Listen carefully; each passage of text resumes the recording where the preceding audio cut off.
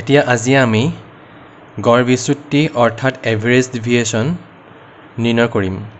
এই বিষয়ে আমি জানিম কেনেকৈ নিৰ্ণয় কৰে এভাৰেজ ডেভিয়েশ্যন বা গড় বিচ্যুতি। এতিয়া ইয়াত দিয়া আছে চোৱা, তলৰ বাৰম্বাৰতা বিভাজন তালিকাৰ পৰা গড় বিচ্যুতি অৰ্থাৎ এভাৰেজ ডেভিয়েশ্যন বা মিন ডেভিয়েশ্যন নিৰ্ণয় কৰা। এতিয়া ইয়াত এনেদৰে দিয়া থাকিব, শ্ৰেণী অন্তৰাল, ক্লাছ ইণ্টাৰভেল আৰু বাৰম্বাৰতাৰ মানখিনি এনেদৰে দিয়া থাকিব। আৰু এই তালিকাখনৰ পৰা আমি গড় বিচ্যুতি নিৰ্ণয় কৰিব লাগে। এতিয়া আমি প্ৰথমতে কি উলিয়াম? মধ্যমান উলিয়াম। কিহৰ মধ্যমান? শ্ৰেণী অন্তৰালৰ মধ্যমান। 35ৰ বা 39, ইয়াৰ যিটো মাজৰ সংখ্যা, মাজৰ মধ্যবিন্দু, সেইটো কিমান পৰিব? আগতে যেনেদৰে আমি গড় নিৰ্ণয় কৰোঁতে কৰিছিলোঁ, ঠিক তেনেদৰে একেই। 35, 36, 37, 38, 39, মাজৰ যিটো সংখ্যা পৰিছে সেইটো কি পৰিছে? 37।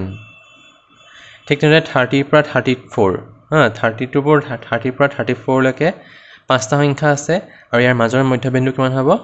32। ঠিক তেনেদৰে 25 to 29ৰ মাজৰ মধ্যবিন্দু হ'ব 27। ঠিক তেনেদৰে 20 to 24ৰ মাজৰ মধ্যবিন্দু হ'ব 22।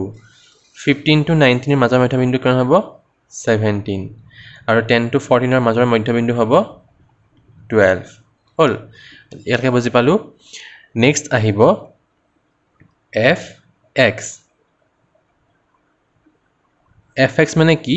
এই এফ এক্সৰ মানখিনি আমি পূৰণ কৰিব লাগিব, মানে এফৰ মানখিনি এক্সৰ মানখিনি পূৰণ কৰিব লাগিব, বা এক্সৰ মানখিনি এফৰ মানখিনি পূৰণ কৰিব লাগিব। একেটা ওলাব, এইটো আমি পূৰণ কৰিব লাগিব। 37 into 2 কিমান হ'ব? 74। 32 পূৰণ 4, 4। 32 into 4 কিমান হ'ব? 128। 27 into 5 কিমান হ'ব? 135। 22 into 2 কিমান হ'ব? 44। 17 into 4 কিমান হ'ব? 68। 12 into 3 কিমান হ'ব? 36। হ'ল, এতিয়া আমি কি কৰিব লাগিব? এই আটাইকেইটা মান যোগ কৰিব লাগিব। 74, 128, 135, 44, 68, 36, এই আটাইকেইটা মান কি কৰিব লাগিব? আমি যোগ কৰিব লাগিব। যোগ কৰি কিমান পাম? 5, 8, 4। হ'ল, এইটো কিমান হ'ব? সামেশ্যন এফ এক্স। সামেশ্যনৰ এফ এক্সৰ মান পালোঁ কিমান আমি? 485। হ'ব, ইয়ালৈকে বুজি পালা? নেক্সট আমি উলিয়াব লাগিব মিন। Summation fx divided by n formula. Summation fx ৰ মান দিয়া আছে 485 আৰু n ৰ মান দিয়া আছে কিমান? 20। এই n ৰ মানটো কেনেকৈ পালোঁ? আমি যে এই এটাকেইটা মান যোগ কৰি পিনে পাইছোঁ 20। n 20। এতিয়া 485ক 20 যদি আমি হৰণ কৰোঁ কিমান পাম?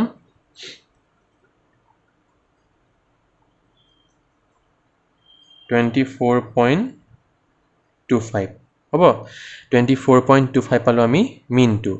এতিয়া আমি আকৌ উলিয়াব লাগিব। কি উলিয়াব লাগিব? D, small D. Small D মানে হৈছে কি?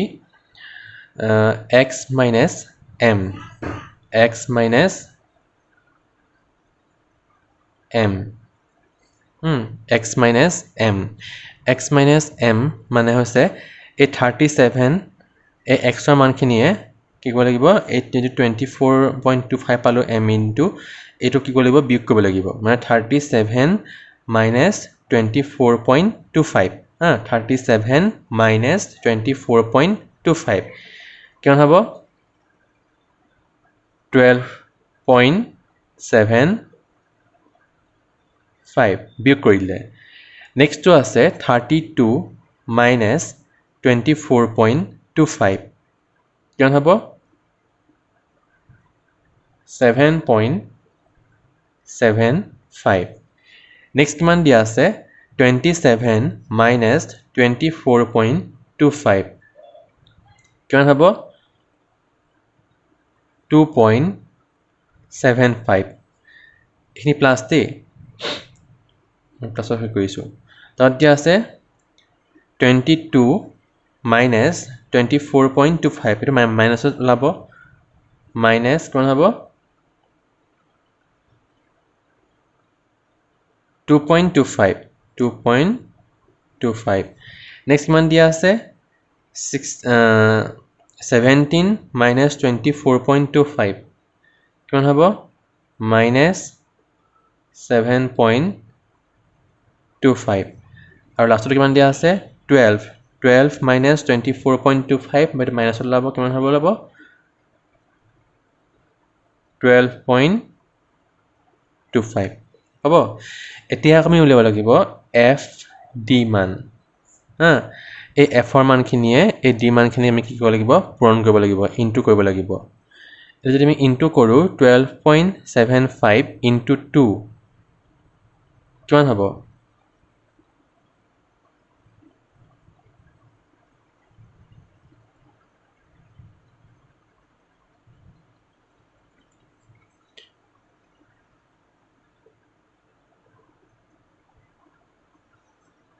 25.50 ঠিক তেনেদৰে 7.75 ইনটু 4 কিমান হ'ব 31.00 যদি নিদিলেও হয় সুবিধাৰ কাৰণে দিছোঁ হা বুজিব পাবৰ কাৰণে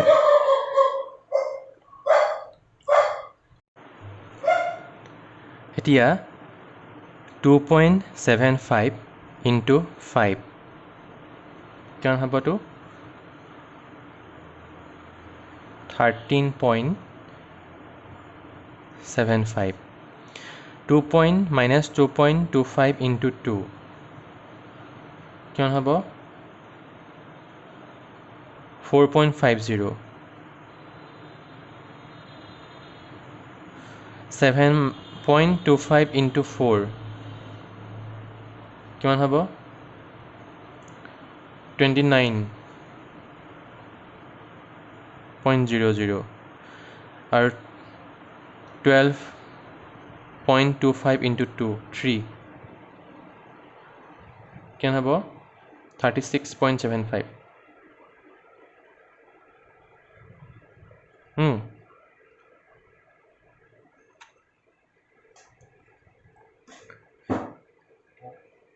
এতিয়া এই আটাইকেইটা মান এফ ডিৰ এই আটাইকেইটা মান আমি কি কৰিব লাগিব ইয়াত যোগ কৰিব লাগিব মানে 25.50 31 13.75 4.50 29 36.75 এই আটাইকেইটা মান কি কৰিব লাগিব আমি যোগ কৰিব প্লাছ কৰিব মানে লাগিব যদি আমি প্লাছ কৰোঁ তেতিয়া কিমান হ'ব মানে 0 আহিলে 5 আহিলে দশমিকৰ পুনে মানে দশমিক আহিলে হা 0 আহিলে মানে কিমান হ'ব 4 হ'ব মানে 1 হ'ব 140.50 আৰু এই চিন ইয়াত হ'ব কিমান হ'ব মই এইটো অলপ বহলকৈ কৰিবা দেই মই জেগাত যোৱাকৈ নাই সামেশ্যন এইটো মডুলাছ চিন হা F x is equal to 140.50 সামেশ্যন of modulus fx summation f modulus fx is equal to tempalomi 140.50 হ'ব এতিয়া আমি উলিয়াব লাগিব average deviation এডি মানে হৈছে average deviation average deviationৰ যেটো ফৰ্মুলা হেতু ফৰ্মুলাটো হৈছে summation of modulus fd divided by n এটো হৈছে average deviationৰ formula summation of modulus fd ৰ মান পালো কিমান পালো 140.50 ইয়াত বহাই দিলোঁ 140.50 ডিভাইডেড বাই n, nৰ মান দি আছে কিমান 20 বহাই দিলোঁ। এইটো কটাতে যাব নহয়, 0 0 কাট খালে। এতিয়া 140.5 তাক 2ৰে হৰণ কৰিব লাগিব। ডিভাইড কৰিলে কিমান পাম 2 × 14 পইণ্ট আহিলে 2 আহিব 5 7.25 হ'ব। গতিকে 7.25টো হ'ব ইয়াৰ আনচাৰ। বুজি পালা? নিচেই সহজ। এনেদৰে এইখিনি মানখিনি দিয়া থাকিব। তাহত আমি উলিয়াব লাগিব x মানে মধ্যমান, তাহত fx, তাহত d মানে হৈছে x - m, মানে এইটো মিনটো উলিয়াই ল'ব লাগিব। তাৰপিছত এই xৰ মানখিনিৰ পৰা এই মিনৰ মানখিনি আমি বিয়োগ কৰিব লাগিব। এইখিনি এনেদৰে পাম। তাৰপিছত কি কৰিব লাগিব, এই fৰ মানখিনিৰ পৰা এইখিনি মানখিনি আমি কি কৰিব লাগিব পূৰণ কৰিব লাগিব। লাষ্টত এই মানখিনি আমি যোগ কৰি দিম। যোগ কৰি যিটো পাম সেইটো হ'ব summation of modulus fx divide fx মান মানে সেইটো। এই দুটা এনেদৰে চিন দিছোঁ যে এই চিনপাতক কোৱা হয় মডুলাছ চিন। মডুলাছ চিন বুলি কোৱা হয় এই পাতক। তাৰপিছত আমি এই ফৰ্মুলা বহাই দিম AD is equal to summation of modulus fx summation of modulus fd divided by n এনেকৈ বহাই দিলে আৰু মানখিনি পাই যাম। আমি উত্তৰ পালোঁ কিমান পালোঁ 7.25। গতিকে এইটো আছে ইয়াৰ আনচাৰ। গতিকে এনেকুৱা তোমালোকে আৰু অংক কৰি চাব পাৰা। মই এটা দি দিছোঁ ভিডিঅ'টোত, তোমালোকে সেইটো ট্ৰাই কৰি চাব পাৰা, ঘৰত কৰি চাবা। গতিকে ভিডিঅ'টো কিবা বুজি পালা বুলি মই আশাবাদী এই ভিডিঅ'টোৰ পৰা। ধন্যবাদ।